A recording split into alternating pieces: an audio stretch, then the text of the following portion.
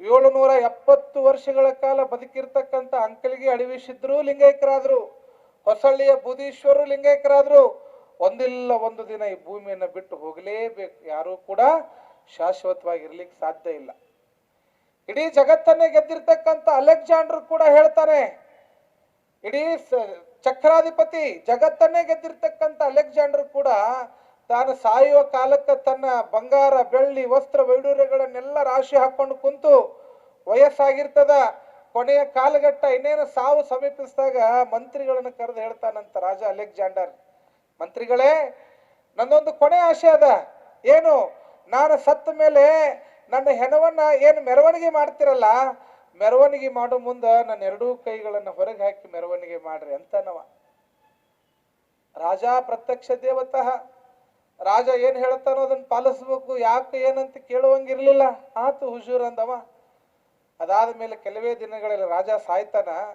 ಸತ್ತ ಮೇಲೆ ಅವನ ಹೆಣ ತಗೊಂಡು ಮೆರವಣಿಗೆ ಮಾಡೋ ಮುಂದೆ ರಾಜನ ಎರಡೂ ಕೈಗಳೇನಾಗ್ಯಾವು ಹೊರಗೆ ಹಾಕಿ ಮೆರವಣಿಗೆ ಮಾಡ್ತಾ ಇರ್ತಾರೆ. ಆಗ್ಲೇಬೇಕು. ಮಣ್ಣು ಮಾಡಕ್ ಬಂದವ್ರಿಗೆ ಎಲ್ಲರಿಗೂ ಆಶ್ಚರ್ಯ ಆಗ್ತಾ ಇದೆ, ಯಾಕೆ ರಾಜನ ಕೈ ಹೊರಗೆ ಹಾಕ್ಯಾರ, ಯಾಕ ಯಾಕ ಅಂತ ಬಂದು ಮಂತ್ರಿನ ಕೇಳ್ತಾರ. ಪಾಪ ಮಂತ್ರಿಗೂ ಗೊತ್ತಿಲ್ಲ. ವಿಚಿತ್ರ ಅಲ್ಲ. ಈಗ ಮದುವೆಗೆ ಹೋಗಿರ್ತೀರಿ ನೀವು, ಹುಡುಗ ಹುಡುಗಿ ತಾಳಿ ಕಟ್ರೆ ಸುಮ್ಮ ಅಕ್ಕಿ ಕಾಳು ಹಾಕಿ ಬರ್ತೀರಿ. ಹುಡುಗಿನ ಹುಡುಗ ಕಟ್ಟಿದಂದ್ರೆ ಏನ್ ಮಾಡ್ತೀರಿ ಅವಾಗ?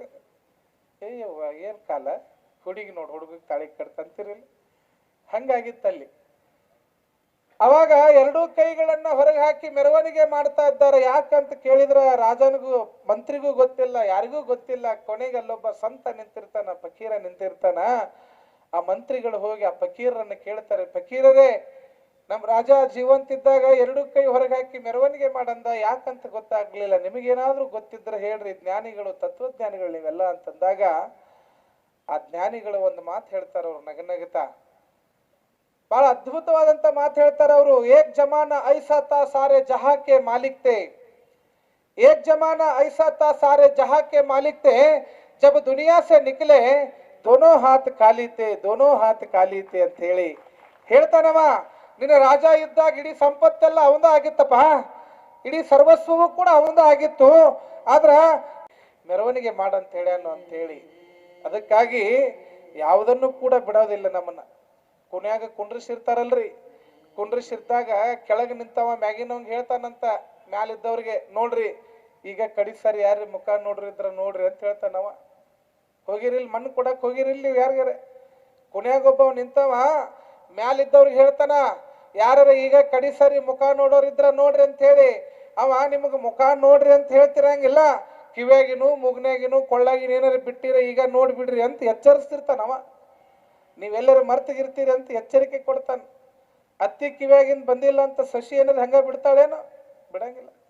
ಅತ್ತಿದ್ ಬೇಕಾದ್ರೆ ಕಿವಿ ಕತ್ತರಿಸರಿ ಕೊಡ್ರಿ, ನಾ ತಗೊಂಡು ಹೋಗ್ತೀನಿ ಅಂತಾಳ. ಅವೊಂದು ಮೂಗನ್ಯಾಗಿಂದ ನತ್ತು ಬರ್ಲಿಲ್ಲ ಅಂತ ಮಗಳು ಬಿಡ್ತಾಳೇನು? ಬಿಡೋದಿಲ್ಲ. ಮೂಗು ಕೊಯ್ದು ಕೊಡ್ರಿ, ತಗೊಂಡು ಹೋಗ್ತೀನಿ ಅಂತಾಳ. ಎಷ್ಟು ವಿಚಿತ್ರ ಅಂತಂದ್ರ, ಮಾವ ಸತ್ತಿದ್ದ, ಶಶಿ ಬಡ್ಕೊಂಡು ಅಳಾಕತ್ತಿದ್ಲು. ಮಾವ ಸತ್ತಿದ್ದ, ಶಶಿ ಬಡ್ಕೊಂಡು ಅಳಾಕತ್ತಿದ್ಲು. ಮಣ್ಣಿಗೆ ಬಂದವ್ರ ಅಂದ್ರಂತ ಎಷ್ಟು ಪುಣ್ಯ ಮಾಡ್ಯವನು ಇವ. ಹೊಟ್ಟಿಲ್ಲ ಹುಟ್ಟಿದ ಹೆಣ್ಮಕ್ಳು ಹಿಂಗ ಅಳಂಗಿಲ್ಲ. ಗಂಡನ ಮನೆಗೆ ಬಂದಾಳ, ಮಾವ ಸತ್ರ ಶಶಿ ಹೆಂಗ್ ಬಡ್ಕೊಂಡು ಅಳಾಕತ್ತಾಳ ನೋಡಿ, ಎಷ್ಟು ನೋವು ಪಡಾಕತ್ತಾಳ ಅಂತ ಇವ್ ಮಣ್ಣಿಗೆ ಬಂದಿದ್ದು ಮಾತಾಡಕತ್ತಿದ್ದು. ಆದ್ರ ಆಕಿ ಯಾಕೆ ಅಳಾಕತ್ತಾಳ ಅಂತ ಇವಕ್ಕೂ ಗೊತ್ತಿಲ್ಲ ಪಾಪ. ಆಮೇಲೆ ಒಂದಿಷ್ಟು ಹೊತ್ತಾಗನ ಹೊತ್ಕೊಂಡು ಹೋದ್ರಲ್ಲ, 6'3" ಸೈಜ್ ಅದ ಕೊನೆ ಜಾಗ ನಂಬುದು. ನಿಮಗೂ ಅದ ನಮಗೂ ಅದ, ನಮಗೇನು ವಿಶೇಷ ಇಲ್ಲ, ನಿಮಗೂ ಏನಿಲ್ಲ, ಅದ ಫಿಕ್ಸ್ ಜಾಗ. ಹೋಗಿ ಮಾವನ ಹೆಣ ಕುನ್ಯಾಗ ಇಡುದ್ರಾಗ ಶಶಿನು ದಪ್ಪ ಅಂತ ಜಿಗದ ಬಿಟ್ಲಂತ ಕುನ್ಯಾಗ. ಹಾಕಿನು ಇವ್ ಮಣ್ಣಿಗೆ ಹೋಗಿದ್ದು ಒಂದು ಅಂತ ಎಷ್ಟು ಪುಣ್ಯ ಮಾಡ್ಯಾನು ನೋಡು. ಮಾವು ಸತ್ತಾನಂತ ಶಶಿನು ಬಿದ್ದು ಸಾಯಕ್ ಹೋಗ್ಯಾಳ ಅಂತ ಇವು ಮಾತಾಡಕತ್ತಾವ. ಆದ್ರ ಆಕೆ ಯಾಕೆ ಜಿಗದಾಳಂತ ಇವಕ್ಕೆ ಗೊತ್ತಿಲ್ಲ ಪಾಪ. ಆಮೇಲೆ ಒಂದಿಷ್ಟು ಹೊತ್ತಾಗನ ಶಶಿ ಮ್ಯಾಲ ಬರೋಣ. ಮತ್ ಹಿರಿಯರ್ ನೋಡ್ರಿ, ತಂಗಿ ನಿಮ್ಮ ಮಾವು ಹೋಗ್ಯಾನ, ನೀ ಯಾಕೆ ಬಿದ್ದು ಸಾಯಕ್ ಹೋಗಿದ್ದೆ ಯವ್ವ ಅಂತ ಕೇಳಿದ್ರಂತ. ಅವಾಗ ಶಶಿ ಅಂತಾಳ, ಯಾರು ಬಿದ್ದು ಸಾಯಕ್ ಹೋಗಿದ್ರ ಮುದುಕಿ, ಏನಿದ್ ಮಾತಾಡಕತ್ತೀನಿ ನೀನು ಅಂದ್ಲಂತಕ್ಕಿ.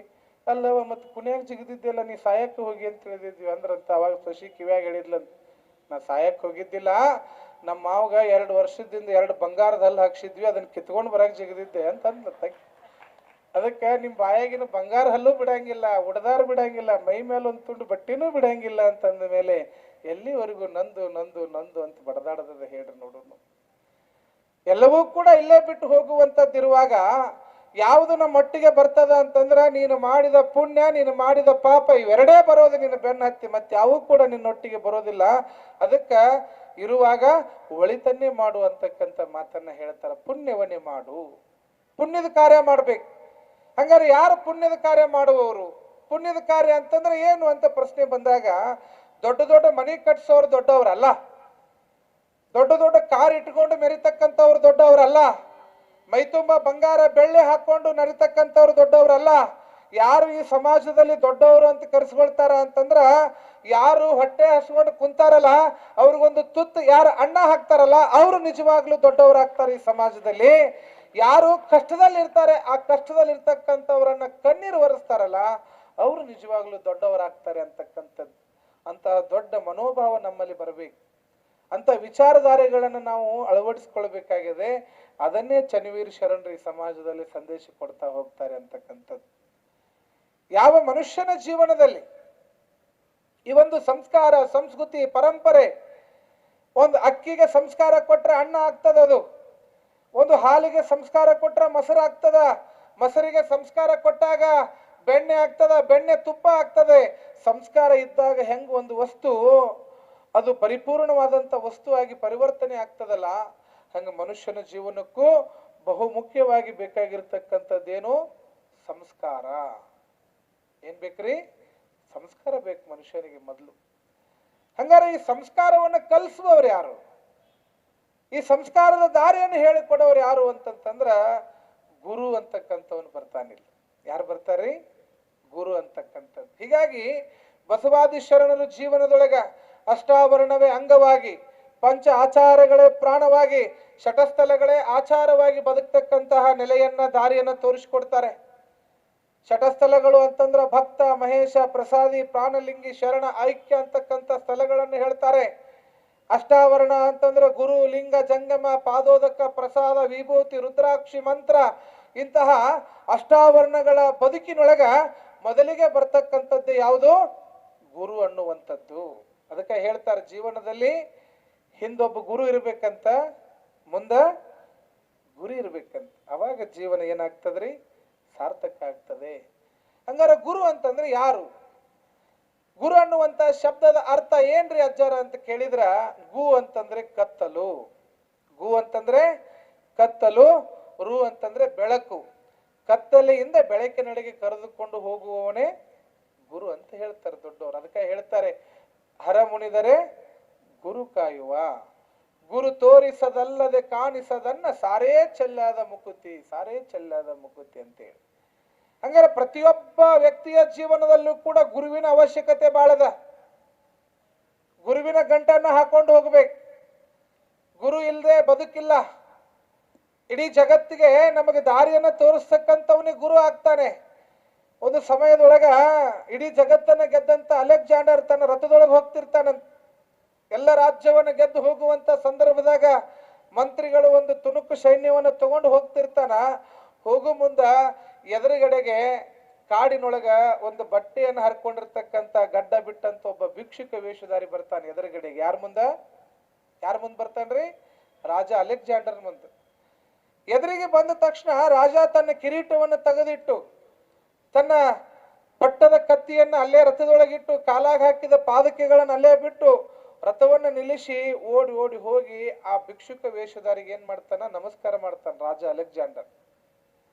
ನಮಸ್ಕಾರ ಮಾಡಿ ಅವನಿಗೆ ಧನ್ಯತೆ ಭಾವದಿಂದ ನಮಸ್ಕಾರ ಮಾಡ್ತಾನ. ಇದನ್ನ ಪ್ರಧಾನ ಮಂತ್ರಿ ನೋಡ್ತಿರ್ತಾನ. ಮಂತ್ರಿ ನೋಡ್ತಾ ವಿಚಾರ ಮಾಡ್ತಾನಿವ, ನಮ್ಮ ರಾಜ ಜೀವನದಾಗ ಒಂದು ದಿನಾನು ಹಡದವ್ವ ಅಪ್ಪ ಕೈ ಮುಗಿದ ಮಗ ಅಲ್ಲಿವ, ಆದ್ರೆ ಯಾವುದೋ ಒಬ್ಬ ಭಿಕ್ಷುಕನಿಗೆ, ಇಡೀ ಜಗತ್ತನ್ನ ಗೆದ್ದಂತ ಚಕ್ರಾಧಿಪತಿ ಹೋಗಿ ಒಬ್ಬ ಯಾವ ಭಿಕ್ಷುಕನಿಗೆ ಕಾಲು ಬೀಳಕತ್ತ, ನನ್ನ ರಾಜನಿಗೆ ಬುದ್ಧಿ ಐತು ಇಲ್ಲೋ ಅಂತ ಮಂತ್ರಿ ಮನಸ್ಸಿನೊಳಗೆ ವಿಚಾರ ಮಾಡಿ ಒಂದಿಷ್ಟು ಕ್ಷಣ ಆದ್ಮೇಲೆ ರಾಜ ಬಂದ್ಮೇಲೆ ಮಂತ್ರಿ ಕೇಳ್ತಾನ.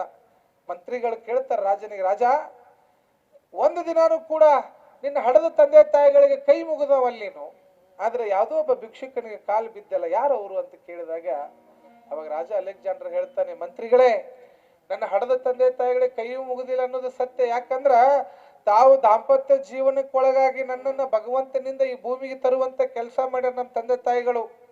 ಆದ್ರೆ ಗೊತ್ತಿರ್ಲಿ, ಈ ಭೂಮಿಯಿಂದ ಮತ್ತೆ ಭಗವಂತನ ಸನ್ನಿಧಾನ ಮುಟ್ಟುವಂತ ದಾರಿ ತೋರಿಸಕ್ಕಂಥದ್ದು ನನ್ನ ತಂದೆ ತಾಯಿಗಳಿಗೆ ಶಕ್ತಿ ಇಲ್ರಪ್ಪ.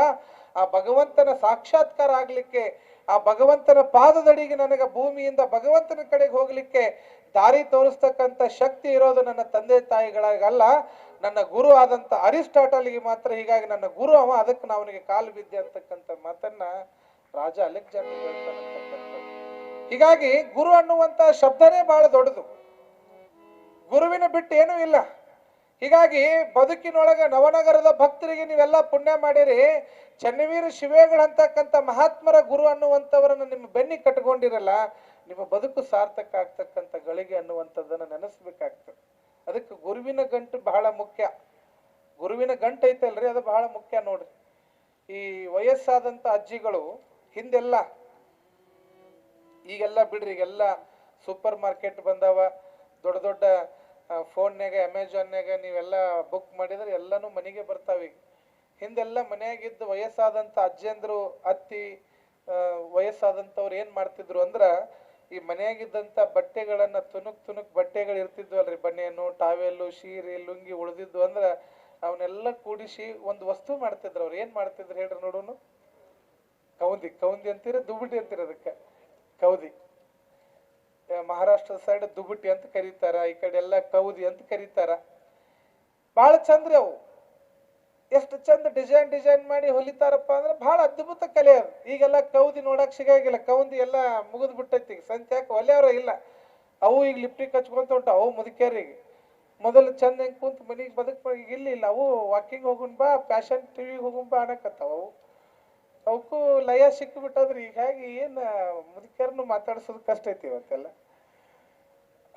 ಅವು ಈಗೆಲ್ಲ ಅಕ್ಕಿನ ಬಳಗ ಮಾಡ್ಕೊಂಡು, ಅಕ್ಕಿನ ಬಳಗ ಆದ್ರೆ ಭಜನ ನಡೀತೈತ್ರಿ. ಅವು ಏನು ಮಹಿಳಾ ಸಂಘಗಳಂತ ಕ್ಲಬ್ ಮಾಡ್ಕೊಂಡಿರ್ತಾವ, ಕ್ಲಬ್ನಾಗ ಡ್ಯಾನ್ಸ್ ಮಾಡ್ತಿರ್ತಾವ. ನೋಡ್ಬೇಕು ಅವು ವಿಚಿತ್ರ ಬ್ಯಾಡ, ಈಗ ನೆನ್ಸೋದು ಬ್ಯಾಡ ಅವನ್ನ.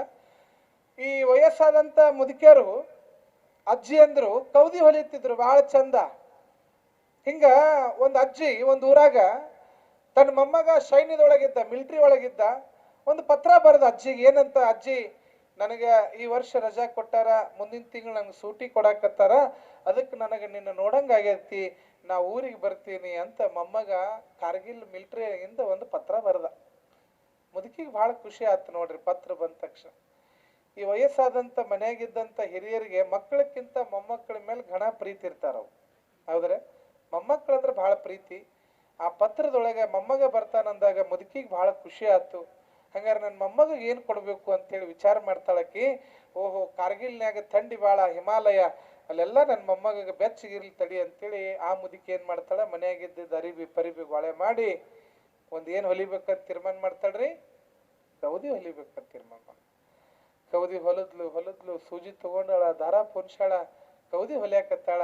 1 ದಿನ ಆತ್, 2 ದಿನ ಆತ್, 3 ದಿನ ಆತ್, ಮುಗೀತು. ಮೊಮ್ಮಗ ಬಂದ ಕೂಡ್ಲೆ ಮೊಮ್ಮಗೆಲ್ಲ ಊಟ ಮಾಡಿಸಿದ್ಲು. ಮೊಮ್ಮಗ ಕುದುರೆ ಮೇಲೆ ಬಂದಿದ್ದ. ಆತ ಅಜ್ಜಿ ಹೋಗ್ತೀನಿ ಊರಿಗೆ ಅಂದ. ಹಂಗಾರ ತಡಿ ಮೊಮ್ಮಗನ, ನಿನಗೊಂದು ಕೌದಿ ಹೊಲ್ದಿನಿ, ಥಂಡಿ ಭಾಳ ಇರ್ತೈತಿ ಅಂತ ಕೌದಿ ಎತ್ತಿ ಕೊಡಾಕ್ ಹೋಗ್ತಾಳೆ. ಹೆಂಗ್ ಹೊಲ್ದಿದ್ಲ ಹಂಗ ಒಂದೊಂದು ಅರಿಬಿ ಬದ ಉದುರಿ ಬಿದ್ದು ಬಿಟ್ಟು ಅಂತಾವು. ಏನಾಗಿತ್ತು ಹೇಳ್ರಿ ಅಲ್ಲಿ ಕೆಲಸ? ಮರುಗೇಡಿ ಮುದುಕಿ ವಯಸ್ಸಾಗಿತ್ತು ನೋಡ್ರಿ, ಸೂಜಿ ತಗೊಂಡಾಳ, ದಾರ ಪೋಣಿಸಾಳ. ಆದ್ರೆ ಮರುಗೇಡಿ ಮುದುಕಿ ಹಿಂದ ಗಂಟು ಹಾಕುದ ಮರ್ತೈತೆ, ಹಂಗ ಹೊಲ್ದಾಳಕ್ಕೆ ನೋಡ್ರಿ. ಒಂದು ಸೂಜಿಗೆ ದಾರ ಗಂಟು ಹಾಕ್ಲಿಲ್ಲ ಅಂತಂದ್ರೆ ಇಡೀ ಕೌದಿ ಹೆಂಗ ಹರಿದು ಬಿತ್ತೋ ಹಂಗ ಮನುಷ್ಯ ಅಂತಕ್ಕಂಥ ಜೀವನದ ಈ ಕೌದಿ ಹೊಲಿಬೇಕಾದ್ರ ಗುರು ಚನ್ನವೀರೇಶ್ವರ ಅಂತಕ್ಕಂಥ ಗಂಟೇನಾದ್ರೂ ನೀವು ಹಾಕೊಂಡು ಹೊಲಿಲಿಲ್ಲ ಅಂದ್ರೆ ನಿಮ್ಮ ಬದುಕು ಕೂಡ ಕೌದಿ ಹರಿದು ಬಿದ್ದಂಗ ಬೀಳ್ತದೆ ಅಂತಕ್ಕಂಥದ್ದು.